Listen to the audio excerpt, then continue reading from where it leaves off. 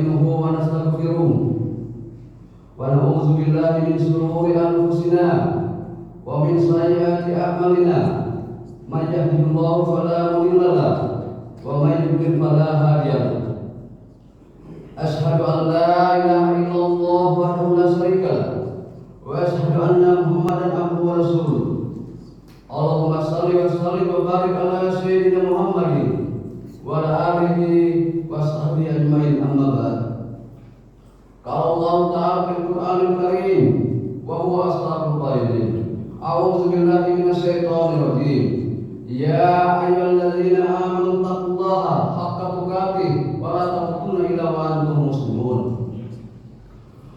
Puji dan syukur senantiasa kita panjatkan kehadiran Allah Subhanahu wa taala. Karena atas perkenannya Allah Subhanahu wa taala masih memberikan kita kesempatan untuk membersamai bulan Ramadan tahun 2025 Masehi bertepatan dengan tahun 1446 Hijriah. Semoga kiranya kita tetap istiqamah sampai akhir Ramadan. Salawat dan salam semoga senantiasa tercurah kepada junjungan kita Nabiullah Muhammad SAW sebagai Nabi dan Rasul akhir zaman yang telah menuntun hidup dan kehidupan kita dunia dan akhirat kelak. Semoga kiranya kita mendapatkan syafaatnya di yaumil akhir nanti. Amin amin amin ya rabbal alamin. Sebagai khatib tentunya saya tak lupa mewasiatkan baik pada diri pribadi saya maupun pada jemaah sekalian. Marilah senantiasa kita meningkatkan kualitas ketakwaan kita kepada Allah Subhanahu wa taala, yakni dengan senantiasa menjalankan segala perintahnya dan menjauhi segala larangannya. Sebab yang membedakan antara hamba yang satu dan hamba yang lain di hadapan Allah Subhanahu wa taala hanya kualitas takwanya. Jamaah salat Jumat rahimakumullah, pada kesempatan yang mulia ini tema khutbah kita yakni kewajiban puasa. Bahwa kewajiban puasa yang kita laksanakan di bulan Ramadan ini didasari pada sebuah dalil, yakni firman Allah Subhanahu wa taala dalam Al-Qur'an surah Al-Baqarah ayat 183. Ya ayyuhalladzina amanu kutiba alaikumus syiyam kama kutiba alal ladzina min qablikum la'allakum tattaqun. Hai orang-orang yang beriman, diwajibkan atas kamu berpuasa sebagaimana diwajibkan orang-orang sebelum kamu agar kamu bertakwa.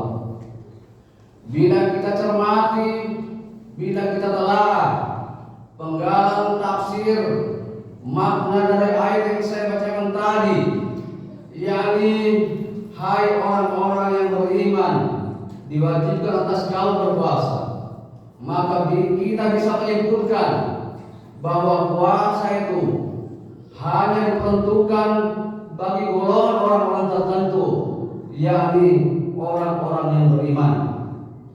Karena Allah Subhanahu wa taala tidak mengatakan ya ayyuhal muslimun, hai sekalian orang-orang muslim. Allah Subhanahu wa taala juga tidak mengatakan ya ayyuhan nas, hai sekalian manusia. Tapi secara tegas mengatakan hai orang-orang yang beriman. Maka berbahagialah kiranya semoga kita yang berada di ruangan ini digolongkan sebagai orang-orang yang beriman. Jemaah salat Jumat rahimakumullah, ketika kita sedang berpuasa, ketika kita berada di tempat-tempat umum, apakah itu di jalan-jalan umum, di terminal, di pasar, ketika kita lihat orang-orang lalu lalang, ketika kita sedang berpuasa, orang-orang lalu lalang di hadapan kita, makan minum di hadapan kita, maka kita tidak usah marah. Tapi sebaiknya kita doakan mereka, karena memang puasa itu bukan untuk mereka.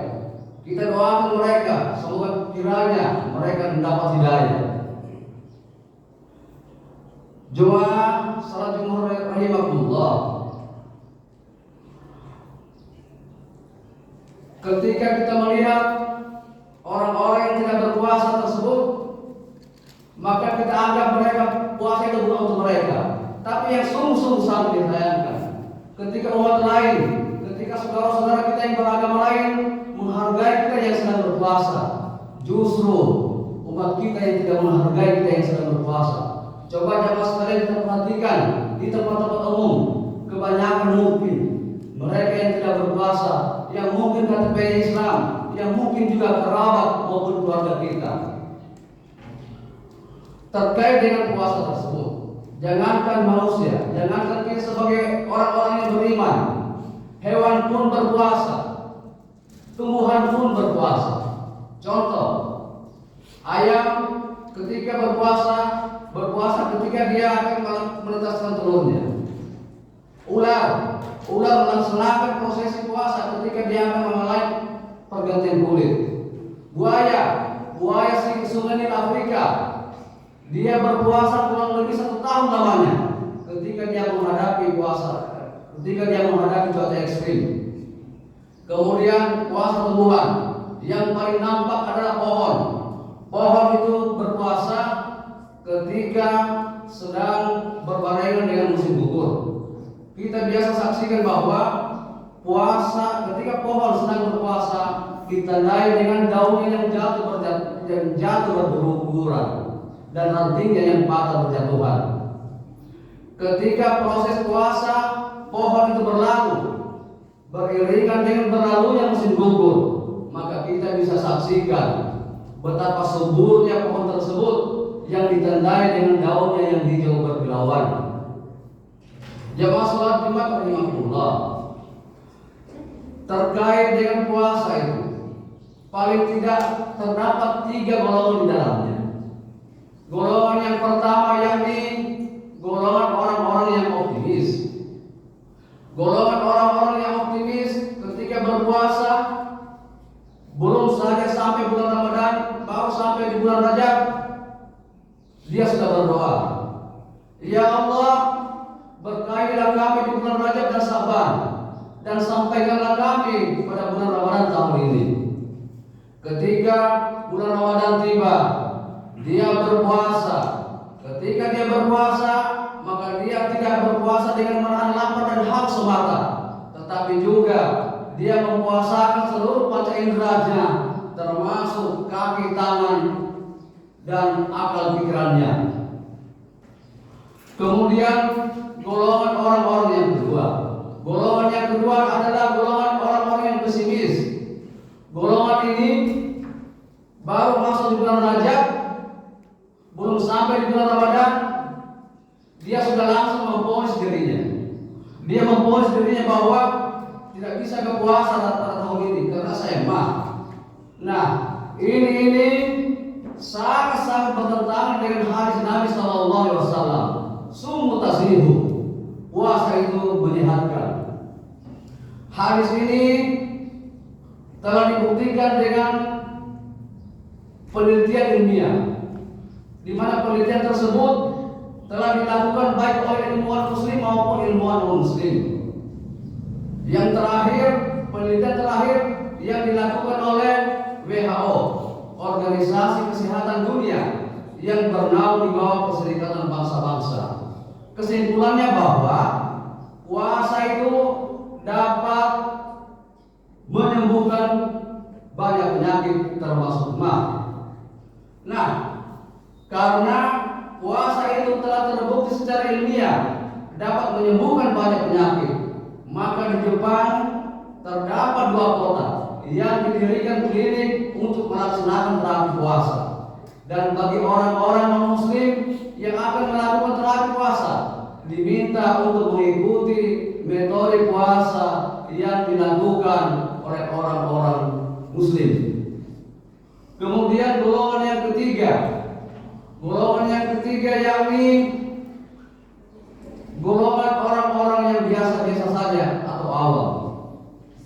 Golongan ini ketika berpuasa, dia berpuasa sebagaimana orang-orang berpuasa pada umumnya. Ketika makan sahur tiba, dia juga ikut makan sahur. Ketika waktu berbuka tiba, dia juga berbuka puasa sebagaimana yang lainnya. Namun golongan ini, walaupun dia berpuasa, tetapi dia tetap melaksanakan, dia masih melakukan hal-hal yang dapat mengurangi bahkan merusak pahala puasa itu sendiri. Mempuasakan seluruh panca inderanya, termasuk hati, pikirannya, tangan, kakinya, dan hati dan pikirannya. Ketika orang golongan ini berpuasa, dia masih melakukan yang namanya, yang tanpa kita sadari, kita melakukan namanya ghibah. Ghibah yakni menceritakan aib saudara-saudara kita sendiri. Jamaah yang dimuliakan Allah Subhanahu wa taala, ketika kita terlena dengan ghibah, maka tanpa kita sadari bahwa sesungguhnya aib kita lebih besar daripada aib yang saudara-saudara kita yang kita gibahi. Kemudian mata kalau dulu sebelum era medsos kebanyakan dilakukan oleh bapak-bapak. Kalau sore-sore menjelang berbuka puasa ada istilah kita mau cuci mata, pergi di mall.